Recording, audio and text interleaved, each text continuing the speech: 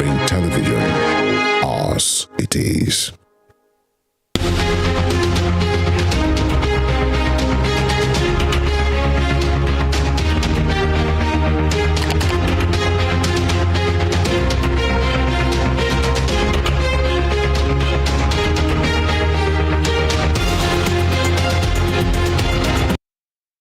Good evening and welcome to Spring Global on Western Spring Television. Now the headlines.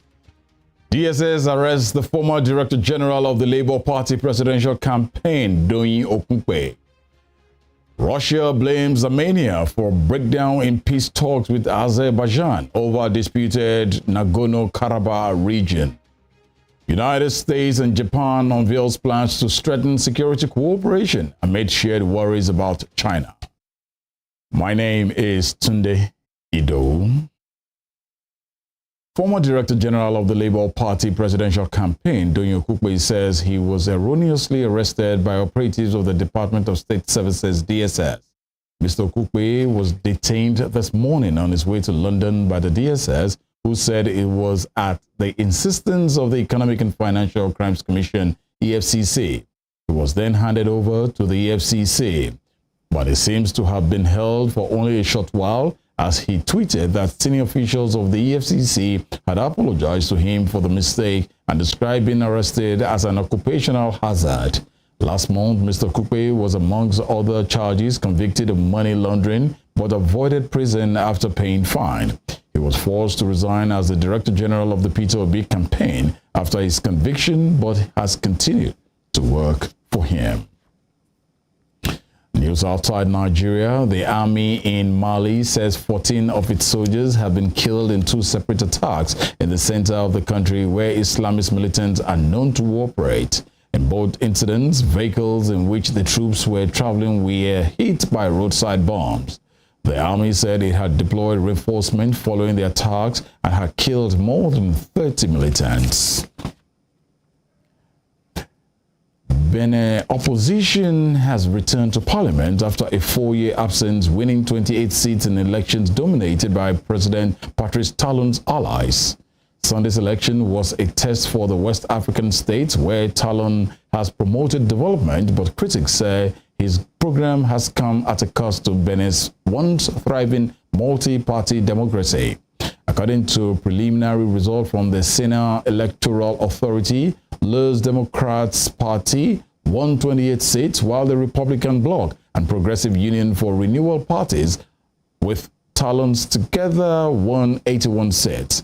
The Electoral Commission said voters' turnout in the polls was a low 38.66%, despite analysts predicting it will be higher as more parties were involved. However, the main opposition party in Benin Republic, Les Democrats, has rejected provisional results from the parliamentary election. Final results are expected on Friday after a vote that went ahead peacefully and in line with the regulations. Zimbabwe has passed a law banning health workers such as nurses and doctors from prolonged strikes, imposing punishments of up to 6 months in jail for defiant workers or union leaders. The provision was signed into law by President Emmerson Mnangagwa last week, stipulating that health workers can only strike for up to 3 days because they are considered an essential service. Government spokesman Nick Mangwana made this known in a tweet, adding that health professionals should continue providing emergency services during strike.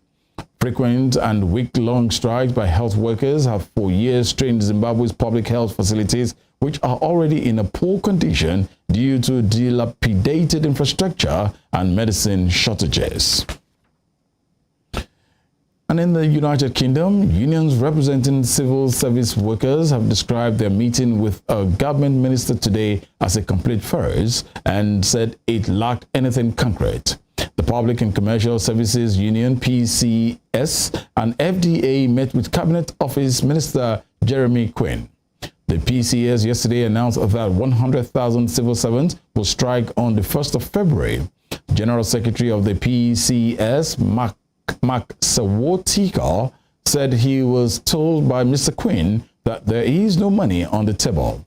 Mr. Sewotika said it was a lie, as the government is able to create money as a matter of political priority. The Cabinet's office spokesperson said the meeting forms part of the government's commitment to engaging with unions across the board.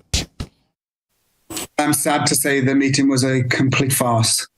We were invited to the meeting after the Prime Minister indicated a few days ago that he wanted constructive talks to try to avert industrial action in the public sector. What we got this morning was a meeting with the Minister who confirmed that he recognised the civil service has had the lowest pay rise anywhere in the economy. We have some of the lowest rates of pay, 40,000 people using food banks, 45,000 people in the civil service claiming in-work benefits. And yesterday, tens of thousands of civil servants got an email to say their pay would go up because the national minimum wage was increasing because their pay is so low. And yet what he told us today is there is no money on the table.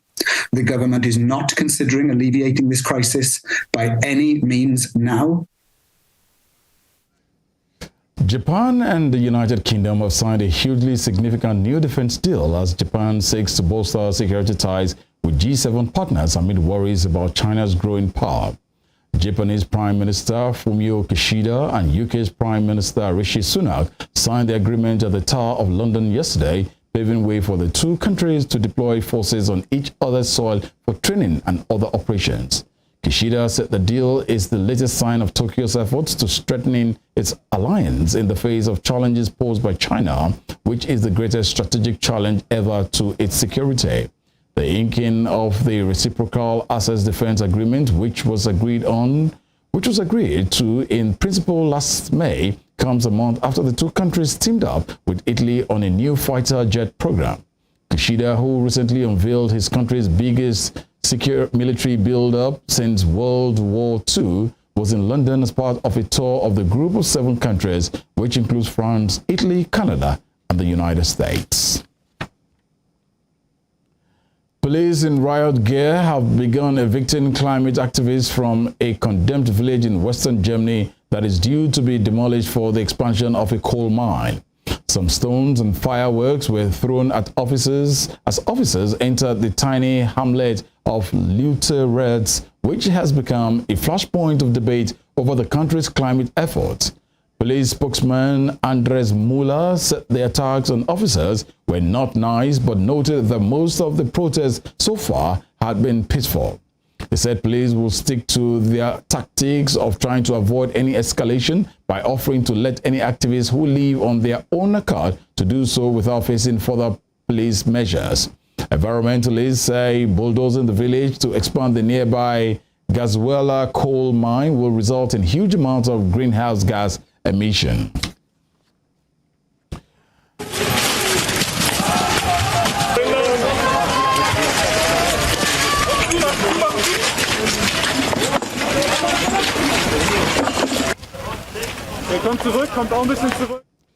And to Russia and Ukraine war. President Vladimir Putin has removed Russia's top commander in Ukraine just 3 months after he was installed. Chief of General Staff Valery Gerasimov will now lead what Mr. Putin terms a special military operation. General Gerasimov replaces Sergei Sorokikin, who has overseen recent brutal attacks on Ukraine's energy infrastructure. The reshuffle comes as Russia claims they are making progress in eastern Ukraine after suffering a series of military defeats in recent months. General Gerasimov, who has been in the post since 2012, is the longest-serving Russian chief of general staff of the post-Soviet era. Russian Human Rights Commissioner Tatiana Moskalkova has said Moscow and Kiev are interested in future contacts between their rights commissioners. Ms. Moskalkova stated this following her meeting this week in Turkey with her Ukrainian counterpart Dmytro Lobinet, adding that she believed Ukraine was open to discussions. She said the most important thing is that the process should not be politicized, but based exclusively on humanitarian and human rights principles. Ms. Moskalkova revealed that both sides already have concrete results on the search for missing people and return of children to their families. Still in Russia, Russia has blamed Armenia for a breakdown in peace talks with Azerbaijan over the disputed Nagorno-Karabakh region and the latest sign of friction between Moscow and Yerevan over the conflict. For months, Armenia and Azerbaijan, both former Soviet republics, have tried to discuss a peace deal for the contested region in the South Caucasus. Russian Foreign Ministry spokeswoman Maria Zakharova said it is difficult to assess Yerevan's position when their official statement differs so significantly. She said Armenia's decision to abandon peace talks scheduled in December in Moscow prevented the discussions of the peace treaty. Zakharova said if Armenians is really interested in solving the problems, then instead of engaging in scholasticism, it is necessary to continue working together. Nagorno-Karabakh is internationally recognized as a part of Azerbaijan, but is home to mainly ethnic Armenian The two neighbors' conflict over the region began at the start of the 20th century and has broken out into war twice, the latest in 2020. You're watching Spring Global on Western Spring Television. We'll be right back after the short break. Please stay with us.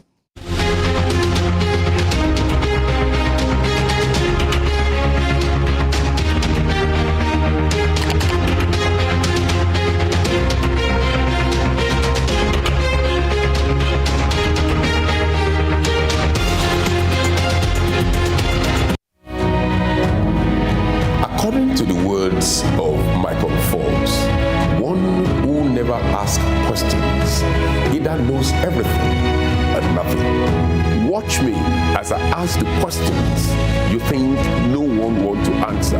Even questions it appears no one has got the guts to ask. My name is Femi Adefula and I've got the gut. Let's ask the pertinent questions and watch as we get answers.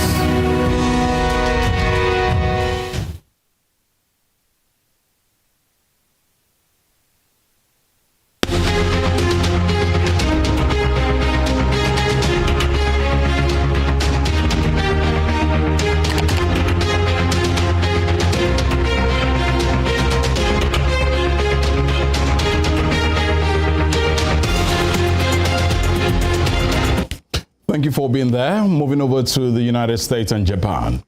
The United States and Japan have unveiled plans to strengthen security cooperation in the face of shared worries about China.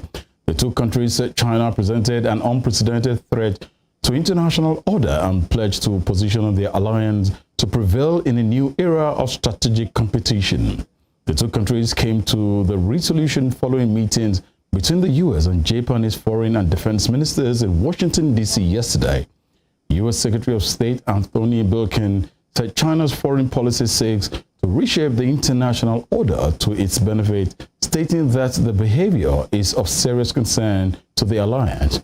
Mr. Blinken added that the agreement reflects the two nations' efforts to deepen cooperation across all realms, including space, cyber security, and emerging technologies. The four men also agreed to adjust the American troop presence on the southern Japanese island of Okinawa, in part to enhance anti-ship capabilities that will be needed in the event of a Chinese incursion into Taiwan or other hostile acts in the South or East China Seas. In the face of these and other challenges, today we discuss ways to deepen our coordination, including on allied command and control, intelligence, surveillance, and reconnaissance, joint and shared usage of facilities, increased bilateral exercises. More than ever before, we're buttressing the U.S.-Japan alliance through deeper cooperation with other allies and partners through both regional and multilateral bodies.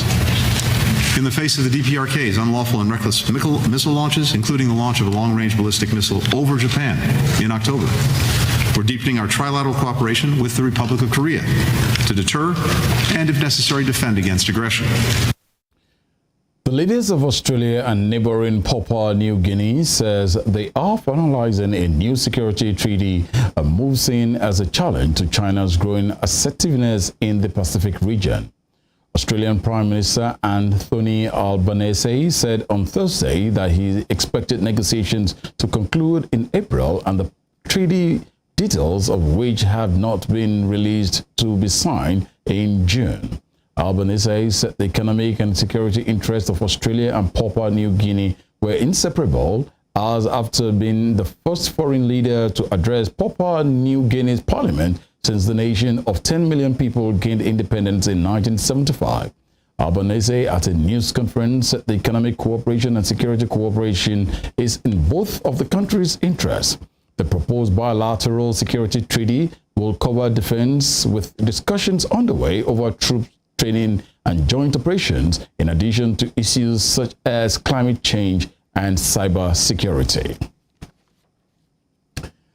Chinese police have arrested a man who drove a car into pedestrian in Guangzhou, killing 5 people and injuring 13 others. The incident has sparked widespread public outrage, with many accusing the man of deliberately targeting people. Videos posted online to show the driver getting out of the car and throwing banknotes into the air shortly after the crash. Police have detained the 22-year-old man and launched an investigation. Israeli army has killed a Palestinian man as he was standing on the roof of his home during a raid on a refugee camp in occupied East Jerusalem. The Palestinian Ministry of Health made this known, stating that 41-year-old Samir Aslan was pronounced dead this morning after he was shot in the chest in the Walindia refugee camp. A Palestinian Authority official, Zakaria Fayale, revealed that Aslan was shot by an Israeli sniper while standing with other family members on the roof of their home watching the raid. It disclosed that the father of 8 was killed about 10 minutes after his 17-year-old son Ramzi was arrested by the Israeli army from their home. Videos shared by residents and local media outlets showed Aslan lying on the ground surrounded by Israeli soldiers. Clashes between protesters and police have broken out in Peru's tourist city of Cusco as a month of demonstration, which have now left at least 47 people dead, continued over the removal of the country's ex-president, Pedro Castillo. Health officials in Cusco said 37 civilians and 6 police officers were injured yesterday when protesters tried to take over the city's Alejandro Velasco Astete International Airport.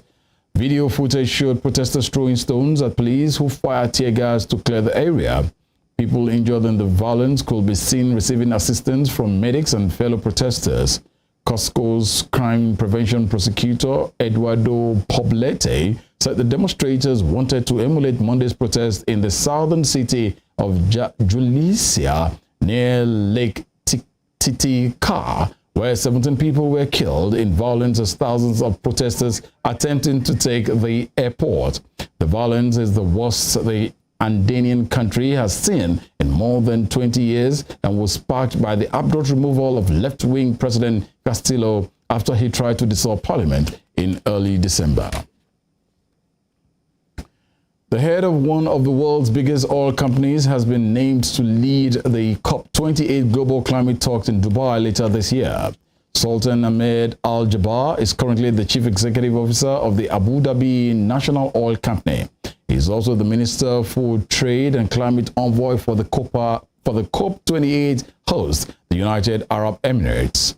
Campaigners say he must stand down from his oil business role while he is president, as it is a clear conflict of interest. They believe someone stepped into the oil industry may not push countries to rapidly reduce their production and use of fossil fuel, which scientists say is critical to avoiding dangerous climate change.